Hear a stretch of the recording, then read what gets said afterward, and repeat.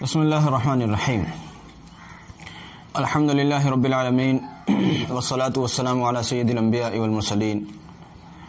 آج Sunday comments کے 18ویں episode کے ساتھ ہم حاضر خدمت ہیں۔ آج مختصر سے کچھ سوالات ہیں،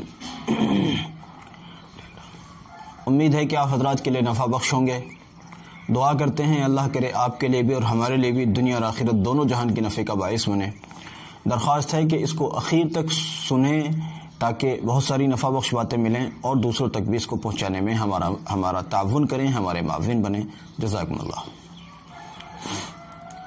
پہلا سوال ہے، فرماتے ہیں حضرت بچہ بولنے کی عمر ہو جانے کے بعد بھی بولنا شروع نہیں کیا، کیا کریں؟ بچہ دو سال کا ہو جاتا ہے، عام طور پر وہ بولنے لگتا ہے لیکن اس کی زبان نہیں کھلی ہے ابھی، یا تو یہ ہے کہ ابھی کوئی مسئلہ بھی نہیں ہے، انشاءاللہ بولنے لگے گا اللہ نے چاہا، لیکن بائی دی وے ایسا لگتا ہے ماں باپ کو کہ رب اشرح لی صدری ویسر لی امری واحلل عقدۃ من لسانی یفقہوا قولی، اس کو پڑھیں اور جتنا بھی پڑھ سکتے ہیں 41 مرتبہ یا 100 مرتبہ یا 11 مرتبہ اس کو پانی میں دم کریں اور اس کو اس بچے کی حیثیت کے اعتبار سے تھوڑا تھوڑا کئی بار پلاتے رہیں، ہر دن اس کام کو کریں۔ اللہ نے چاہا تو بہت تھوڑے سے دنوں میں انشاءاللہ بچے کی زبان کھل جائے گی اور بچہ بولنے لگے گا۔ اور اگر توتلا بولتا ہے، کوئی بچہ ایسا ہے بھائی کہ توتلا بولتا ہے، تو دھیرے دھیرے دھیرے دھیرے اس کی زبان صاف ہو جائے گی انشاءاللہ۔ جو حضرات مقرر ہوتے ہیں اور جن حضرات کا تقریر و خطابت وغیرہ سے تعلق ہوتا ہے، وہ حضرات مستقل اس عمل کو کرتے ہیں اسٹیج پر جانے یا مائک پر جا کر بیٹھنے سے پہلے، اور اللہ کے فضل سے ہمیشہ نفع اٹھاتے ہیں۔ میرا تو قریب پوری زندگی کا یہ معمول ہے، میرا پوری زندگی کا یہ معمول ہے، الحمدللہ ہمیشہ اس سے فائدہ اٹھانے کی کوشش کرتا ہوں۔ اللہ رب العزت مجھے بھی اس کے نفع عطا فرمائے۔ میرا مشورہ ہے جو بچہ توتلا بولتا ہے یا جس بچے کی زبان نہیں کھلی ہے، آپ مستقل اس کو اہتمام سے اس کو پلائیں کچھ ٹائم تک۔ آگے انعام صاحب کہتے ہیں کہ اثرات نے گھیرا ہوا ہے گھر کو، بہت سی کوششوں کے بعد بھی نجات نہیں مل رہی، کچھ تدبیر تعلیم فرمائیں۔ بھائی اثرات کے سلسلے میں بہت ساری چیزیں ہیں۔ سب سے پہلے ایک عرض کروں گا اثرات کے مارے ہوئے لوگوں سے کہ وہ اثرات کے ازالے کے لیے، اثرات سے نجات پانے کے لیے ہرگز غیر اسلامی اعمال کی طرف متوجہ نہ ہو۔ غیر مسلم عاملین جو جادو وغیرہ اور سفلیات اور کیا کیا لے کر بیٹھے ہوئے ہیں، ہرگز اس طرف نہ جائیں۔ الحمدللہ قرآن میں اتنا سب کچھ ہے، اللہ کا فضل ہے۔ قرآن کے ہوتے ہوئے آپ کو کہیں بھی جانے کی ضرورت نہیں ہے۔ آپ سے پہلے ہم نے کہا تھا منزل پڑھیں، یا تو گھر میں منزل خود پڑھیں یا آڈیو وغیرہ کی شکل میں منزل کو چلائیں۔ اور اگر کسی شخص پر ہے تو اس کی بہت ساری چیزیں ہیں، اصل میں کیا بتاؤں گا، کیا اچھا ہو کہ آپ ذرا رابطہ کر لیں براہ راست۔ تو ایک دو چیز میں اس وقت اس لیے ذکر کر رہا ہوں تاکہ اور لوگوں کے بھی کام آئے۔ اگر کسی شخص پر اگر اثرات ہیں تو اس کا ایک طریقہ یہ بھی ہو سکتا ہے، آپ منزل پڑھ لیں تو بہت اچھی بات ہے، نہیں تو ایک طریقہ یہ بھی ہو سکتا ہے کہ آپ 101 مرتبہ سورۃ الناس، قل اعوذ برب الناس، یہ والی سورت اخیر تک، قل اعوذ برب الناس ملک الناس، لاسٹ تک، اس کو 3 دن تک پڑھ کر اس مریض کو پلائیں جس پر سحر یا اسیب ہے، جن کا اثر ہے یا جادو کا اثر ہے۔ 3 دن تک قل اعوذ برب الناس کی اس سورت کو پڑھ کر 101 مرتبہ اس کو پلائیں، اور اگر مریض خود پڑھنے کی پوزیشن میں ہو تو اس سے بڑھیا بات ہی کوئی نہیں۔ دوسری بات، صدقے کا بھی اہتمام رکھیں۔ صدقہ بلاؤں کو کھا جاتا ہے، اور اگر کسی گھر کے اندر اثرات ہیں تو یا تو بآواز بلند اس گھر میں قرآن پڑھا جائے، یہ نہیں آج پڑھ لیا اور پھر چھٹی ہو گئی، آج قرآن خوانی کرا کے 50 آدمیوں کو پڑھوا دیا پھر چھٹی ہو گئی، یہ نہیں بھائی، روز پڑھا جائے۔ اور اگر بائی دی وے ایسی نوبت نہیں آ رہی ہے تو وہاں آڈیو میں کچھ چلا کر چھوڑ دیا جائے قرآن کو، کثرت سے وہاں قرآن چلتا رہے، بس بلائیں خود ہی ہاتھ جوڑ کر چلی جائیں گی انشاءاللہ، تھوڑے سے ہی وقت میں، نہایت تھوڑے سے وقت میں انشاءاللہ۔ آپ دیکھ کر حیران رہ جائیں گے، جو کام بڑے بڑے عاملین نہ کر سکے وہ قرآن کی برکت سے فری میں ہو گیا، 1 روپے کا خرچ بھی نہیں کرنا پڑا۔ اور کسی کو زیادہ پرابلم ہے تو مجھ سے تھوڑا مشورہ کر لیں، میں آپ کو اور بھی کچھ بتا دوں گا انشاءاللہ۔ یہاں تو تھوڑا بڑا اختصار رہتا ہے کیونکہ کلپ اب بھی 5 منٹ ہو چکے ہیں۔ اور آگے مولانا عارف صاحب ہمارے دوست ہیں، یہ کہتے ہیں ایک صاحب کاروبار سے بہت پریشان ہیں، کچھ خاص پڑھے لکھے بھی نہیں ہیں، تو ان کے لیے کچھ آسان سی چیز تعلیم فرما دیں۔ کاروبار کے سلسلے میں اپنے بزرگوں سے جو ایک چیز ملی ہے میں اس کا ذکر کرتا ہوں۔ حدیث شریف میں ہے، اگر لا حول ولا قوت الا باللہ آدمی اس کی کثرت کرے تو 70 مضرتوں، 70 مصیبتوں، 70 مشکلوں سے اس کو نجات مل جائے گی۔ ان میں سب سے چھوٹی مضرت رزق کی تنگی ہے۔ لا حول ولا قوت الا باللہ، الا باللہ العلی العظیم بھی پڑھ سکتے ہیں، لیکن میں آسانی کے لیے عرض کر رہا ہوں لا حول ولا قوت الا باللہ۔ صبح شام اگر 100 مرتبہ بھی، یعنی ایک تسبیح بھی اگر پڑھ لی جائے، انشاءاللہ آپ دیکھیں گے بہت سارے مسائل آپ کے اللہ نے چاہا تو یوں ہی حل ہو جائیں گے، آپ حیرت میں پڑ جائیں گے، بہت سارے مسئلے یوں ہی حل ہو جائیں گے انشاءاللہ۔ باقی ساتھ ساتھ میں عرض کرتا ہوں منزل کا بھی اہتمام کیا کریں اور صدقہ بھی دیا کریں۔ اچھا جی، آگے کہتے ہیں حضرت قوت باہ کی کمزوری، یعنی باہ کی کمزوری کا کیا علاج کریں؟ بھائی مردانہ کمزوری کے سلسلے میں بہت ساری چیزیں ہیں، ویسے تو 3 چیزیں ذکر کرتا ہوں۔ ایک تو صبح کو جب اٹھیں ناشتہ کرنے سے پہلے ایک چٹکی، یہ دو انگلیوں کے درمیان بھی جتنا ہے اتنا، اس کو میں ایک چٹکی کہہ رہا ہوں اپنی مقامی زبان میں، ایک چٹکی لیں کلونجی اور اس کو منہ میں ڈال کے اس کو چبائیں، اوپر سے پانی لیں یا دودھ لیں یا شہد لیں، جو بھی آپ لے سکتے ہیں وہ لیں۔ شہد اگر لیں تو بازار میں جو بکتا ہے نا میڈیکل اسٹور پر، اللہ کے واسطے وہ والا شہد نہیں لینا ہے، وہ شہد ہی نہیں ہوتا ہے، اس کی کوئی گارنٹی نہیں کیا ہے وہ پتہ نہیں، بازار کی چیز ہے۔ اب سے پہلے ایک سرچ ہوا تھا، اس میں کہا گیا تھا کہ اگر یہ ڈابر وغیرہ کے اگر شہد کو کھایا جائے تو بلڈ پریشر کا مریض بن جائے گا آدمی۔ اب سے پہلے ایک سرچ ہوا تھا، اس کے مطابق میں بات بتا رہا ہوں، میری تحقیق نہیں ہے، مجھے پتہ نہیں ہے، جو محققین ہیں وہ زیادہ اچھا سمجھتے ہیں، لیکن میرا ماننا یہ ہے کہ بازار کا شہد نہ لیا جائے، زیادہ اچھا ہے، کہیں سے اعتماد کا شہد مل جائے تو زیادہ اچھی بات، ورنہ بہرحال کچھ بھی نہیں ملا آپ پانی کے ساتھ لے لیں کلونجی۔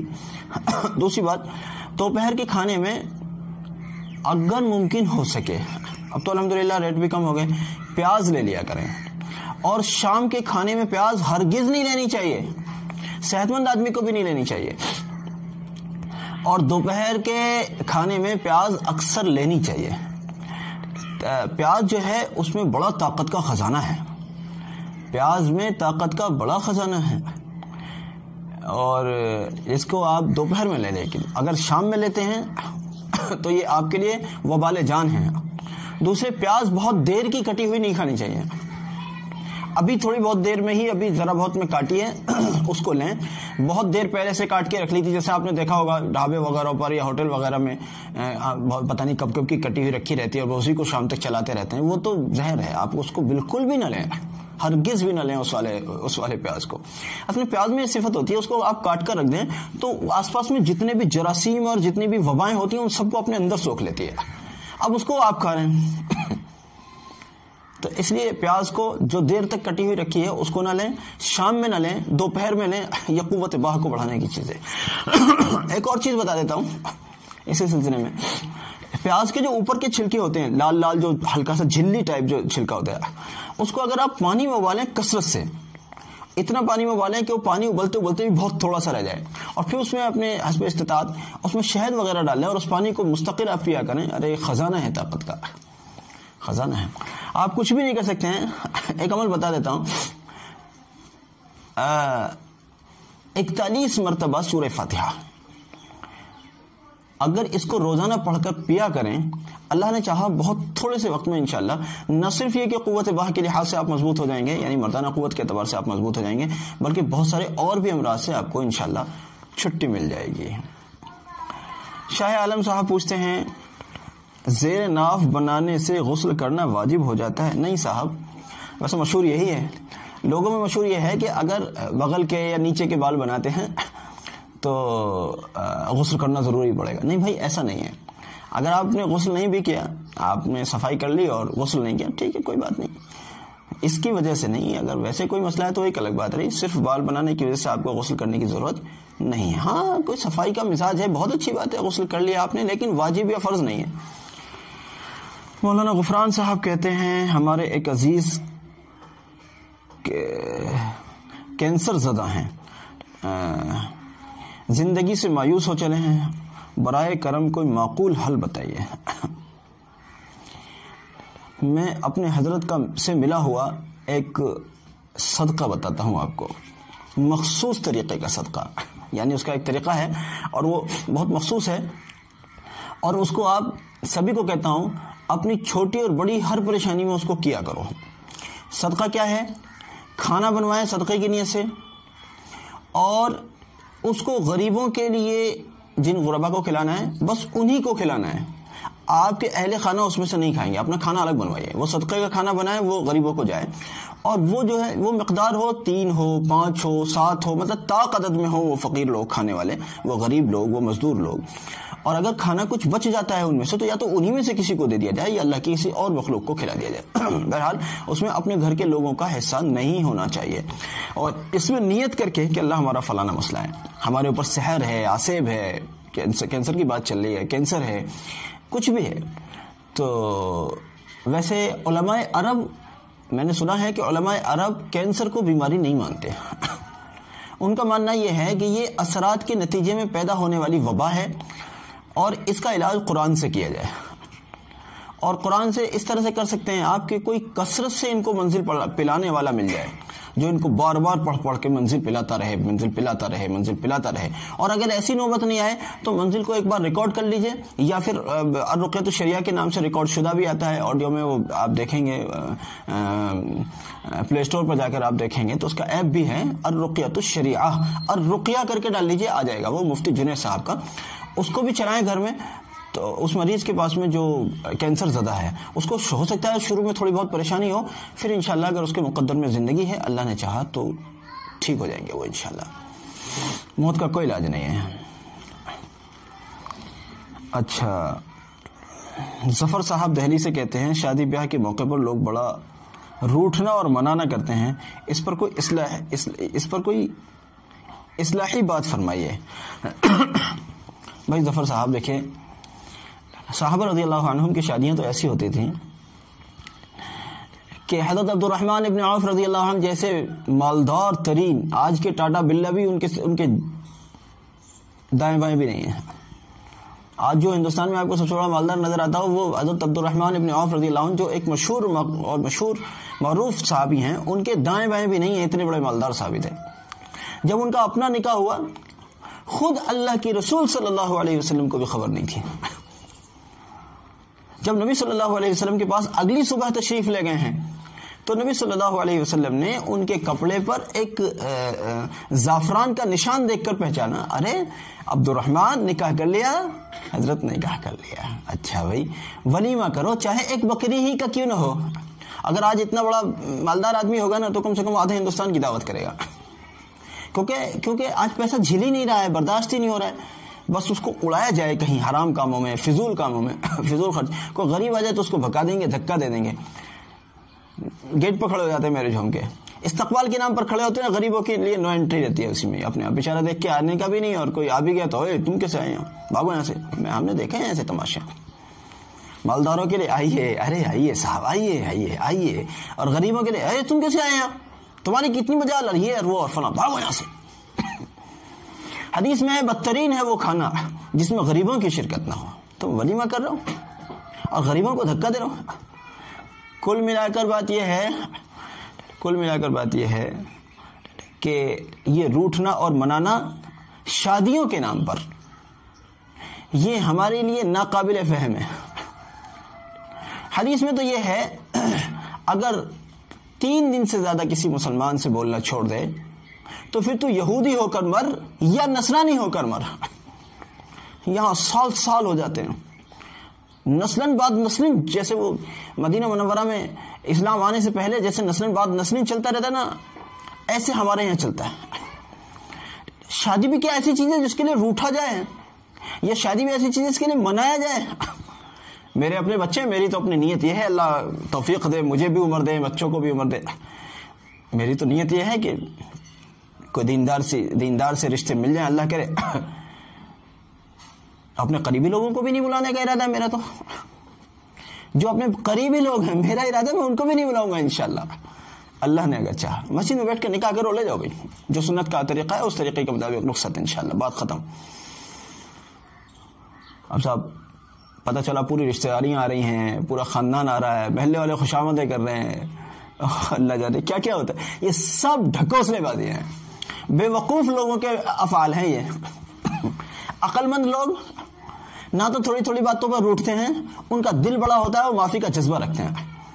دوسری بات یہ ہے، عقل مند لوگ شادیوں کے نام پر نہیں منایا کرتے اپنے روٹھے ہوئوں کو، وہ تو ایمان اور اسلام کے نام پر مناتے ہیں. کبھی میں نے حدیث پڑھی تھی، اگر 3 دن تک بولنا چھوڑ دے تو یہودی ہو کر مرے یا نصرانی ہو کر مرے. میں اس حدیث کا مصداق نہیں بننا چاہتا، لہٰذا حضرت میرے گھر میں شادی تو کوئی نہیں ہے، بھائی پڑوسی فلانے میں آپ کو منانے آ گیا، بھائی میری غلطی ہو گئی. ابھی آپ نے دیکھا کتنا بڑا واقعہ ہوا پڑوس ملک میں. مولانا طارق جمیل صاحب کچھ بھی تو نہیں کہا انہوں نے، ایسا کیا کہہ دیا؟ انہوں نے ٹی وی پر آ کر معافی مانگ لی. معافی مانگنے سے آدمی کا قد چھوٹا نہیں ہوتا. اور پھر میں نے دوسرے لوگوں کو سنا کہ مولانا نے اپنا بڑکپن دکھایا. مولانا کا یہ گردہ تھا کہ ٹی وی پر آپ کر معافی مانگ لی اور گویا کہ یہ ہے مولانا کا بڑکپن. تو معافی مانگنے والا تو آدمی بڑا ہو جاتا ہے صاحب. اب سے پہلے میں نے جنید جمشید صاحب کو دیکھا تھا، ان کا کارنامہ کیا تھا، انہوں نے کیا کہا تھا وہ تو خیر پوری وضاحت سے مجھے پتہ نہیں ہے. سنا ہے حضرت عائشہ رضی اللہ عنہا سے متعلق کوئی بات کیا، وہ بات کیا تھی وہ مجھے زیادہ تفصیل نہیں معلوم، لیکن انہوں نے ٹی وی پر آ کر معافی مانگ لی. معافی مانگنے سے آدمی بڑا بنتا ہے حضرت، چھوٹا نہیں بنتا. آپ سے کوئی غلطی ہوگی معافی مانگ لی، غلطی نہیں بھی ہوئی چھوٹے بن کر معافی مانگ دیجیے، نقصان نہیں ہے. ہمارے یہاں تو فیشن ہے اللہ والوں سے روٹنے کا. ہمارے یہاں جس اللہ والے نے کسی مالدار کو کوئی کھری بات کہہ دی، بس سمجھ لیے آج کے بعد یہ مالدار جو کل تک دور سے دیکھ کر سلام کرتا تھا آج سے آپ کا دشمن ہے. ہمارے یہاں کا فیشن یہ ہے. اس لیے دیکھیں سب سے ٹائٹ حالات ہندوستان میں اگر کہیں ہیں تو صوبہ اتر پردیش کے ہیں. سب سے ٹائٹ حالات، وجہ کیا ہے؟ سب سے زیادہ ناقدری علماء کی دیکھنی ہو تو یو پی میں آ جائیے. حالانکہ سب سے زیادہ علماء بھی یہیں ملتے ہیں، سب سے زیادہ علماء کی فیکٹریاں یعنی مدارس بھی یہیں ملتے ہیں، لیکن سب سے زیادہ ناقدری بھی علماء کی اگر کہیں دیکھنی ہو صوبہ یو پی میں آ جائیے حضرت. یہاں آپ کو ہر وہ نظارہ دیکھنے کو ملے گا. اللہ معاف فرمائے. چھوٹی چھوٹی سی باتوں پر اماموں کو ذلیل کرنا، انہیں مسجدوں سے نکال دینا، تھوڑی تھوڑی باتوں پر اماموں بلکہ عالموں کی زبانوں پر لوک لگا دینا. آپ کو حق بولنے کی اجازت ہی نہیں ہے. ہم مالدار لوگ ہیں، ہم یہاں کے ذمہ دار ہیں، ہم بولیں گے آپ نہیں بولیں گے. یہاں کا رواج ہے. افسوس جب ناصحین کی زبانوں پر لوک لگا دیا جائے تو ناصحہ کیسے نصیحت کریں؟ ناصحہ نہ کر مجھ کو نصیحت کہ دل میرا گھبرائے ہے، میں سمجھوں ہوں اس کو دشمن جو مجھے سمجھائے ہے. استغفر اللہ. بالکل وہی کنڈیشن ہمارے یہاں کی ہے. اللہ تعالی ہمیں سمجھا دے. بس انشاءاللہ اس شادی بیاہ پر ہم کوئی اور مستقل کلپ بھی بنائیں گے. اس وقت ایک آدھ بات میں نے کہہ دی ہے بس. کہتے ہیں کہ مال میں برکت کے لیے کوئی عمل بتا دیجئے. بھائی مال میں برکت کے لیے بڑا مختصر سا ایک عمل بتاتا ہوں. جب آپ کے یہاں نیا آٹے کا کٹا آئے، سلنڈر آئے، آپ کی گاڑی کے اندر تیل آپ ڈلواتے ہیں یا پیسے آپ کے آتے ہیں، ان سب کو ایک پرس میں آپ رکھ لیتے ہیں. اس پر 17 مرتبہ آیت الکرسی پڑھ کر آپ دم کر لیا کریں. اگر اس کام کو روزانہ کر لیا کریں تو بہت اچھا، لیکن اگر روزانہ بھی نہیں کر سکیں تو 17 مرتبہ ایک مرتبہ جب وہ نیا آئے تو اس پر دم کر لیا کریں. آپ حیرت میں پڑ جائیں گے، اتنی برکت ہوگی انشاءاللہ. دھیان رکھنا بھائی، برکت کا تعلق حلال سے بھی ہے.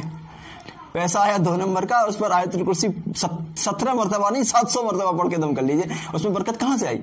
مال آپ کا حلال ہے اللہ کے فضل سے، اب اس میں آپ دم کیجئے. پہلی بات تو حلال مال کے لیے دم کرنے کی ضرورت ہی کوئی نہیں، لیکن اگر کر لیں تو بہرحال بہت اچھا رہے گا انشاءاللہ، اس میں برکت ہوگی. 17 مرتبہ آیت الکرسی پڑھ لیجئے. بہرحال ایک اور سوال ہے. کہتے ہیں کہ حضرت آپ نے ایک کلپ میں منزل پڑھنے کے بارے میں بتایا تھا، اس کا کوئی خاص وقت یا ترتیب؟ کوئی خاص وقت نہیں، کوئی خاص وقت نہیں، کوئی خاص ترتیب نہیں. جب موقع مل جائے جب پڑھ لیجئے، جیسے موقع مل جائے پڑھ لیجئے. پڑھ کر پی لیجئے، پی بھی نہیں سکتے ہیں اپنے اوپر دم کر لیجئے، نہیں کر سکتے ہیں دعا کر لیجئے. اللہ رب العزت اس کی برکت سے آپ کو نفع عطا فرمائے گا، اور تفصیل سے بتائیں گے کسی موقع سے انشاءاللہ۔ معراج الدین صاحب کہتے ہیں کہ اگر سفر میں ہیں تو قصر نماز میں کیا پڑھنا ہے اور کیا نہیں؟ بھائی 4 رکعت فرض کو 2 رکعت پڑھنا ہے۔ سنتیں اکابر کا مشورہ تو یہ ہوتا ہے کہ بھائی اگر کوئی آدمی کثرت سے سفر میں رہتا ہے تو سنتیں نفل بھی وہاں اگر پڑھ سکتا ہے تو پڑھ لیا کرے تاکہ عادت خراب نہ ہو۔ ویسے تو معافی ہے، ٹھیک ہے، سنتیں نفل وغیرہ کی معافی ہے، لیکن اگر مستقل ایک آدمی سفر میں رہتا ہے اور پھر وہ مستقل چھوڑتا رہتا ہے تو اس کی تو عادت خراب ہو جائے گی، پھر وہ گھر پر آ کر اس کو سنتیں پڑھنا مشکل ہو جائے گا۔ اس لیے بہرحال کوشش کرے کہ وہاں سنتیں نفل وغیرہ پڑھتا رہے، اور وطر واجب پڑھنے ہیں، وہ 3 ہی پڑھنے ہیں۔ 3 رکعت والی جیسے مغرب کی نماز ہے یا وطر کی نماز ہے وہ 3 ہی رہے گی۔ فجر کی نماز جیسے 2 رکعت ہے، یعنی سنت کے علاوہ 2 فرض ہیں تو وہ 2 فرض پڑھنے ہی پڑھنے ہیں۔ 4 رکعت جیسے ظہر، عصر یا عشاء، ان میں 4 رکعت کو 2 رکعت فرض پڑھیں گے۔ سنتیں کوشش کریں پڑھ لیں، لیکن اگر آپ نے نہیں پڑھا تو کوئی بات نہیں۔ بہرحال یہ آج کا ہمارا مختصر سنڈے کمنٹس کا 18واں ایپیسوڈ تھا۔ امید ہے کہ انشاءاللہ آپ حضرات نے اس سے استفادہ کیا ہوگا۔ درخواست ہے کہ اس پر خود بھی عمل کرنے کی کوشش کیا کریں، ہمارا بھی خیال آ جائے کرے تو ہمارے لیے اللہ رب العزت کے حضور کچھ کہہ دیا کریں، دعائیہ کلمات کچھ کہہ دیا کریں۔ اللہ آپ کے بھی حق میں ان کلمات خیر کو قبول فرمائے، ساری امت تک پہنچانے میں اس کلپ کو ہمارا تعاون کریں۔ جزاکم اللہ، السلام علیکم۔